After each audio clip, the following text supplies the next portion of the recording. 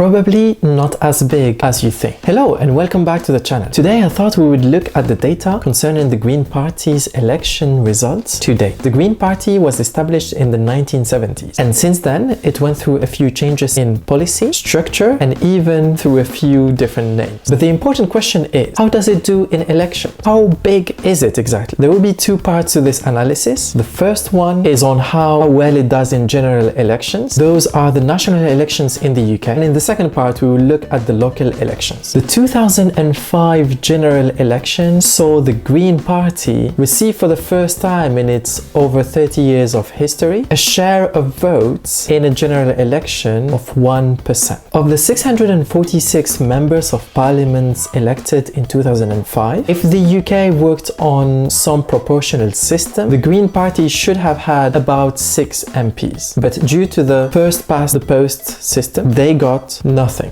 0 MPs. 5 years later, in 2010, they performed about the same in terms of shares, 1%, but this time they got their first MP ever elected to the House of Commons. Again, proportionally, they really should have gotten about 6 MPs out of the 650 MPs nationwide. The next election in 2015 was their best one so far, and ever since, as of the taping of this video in 2022. They received almost 4% of the share of votes nationwide, which with a proportional system would have seen them with an extra 24 MPs in parliament. But because of the way the elections are run in the UK, they got 1 MP, still the same MP. 2 years later, in the snap election that Theresa May called in 2017, they dropped quite a bit to a vote share of 1.6%. Again, proportionally, that should have been about 11 MPs, but of course, they received 1 MP, and it was her again. Again, 2 years later, when this time Boris Johnson called a snap election. You're joking.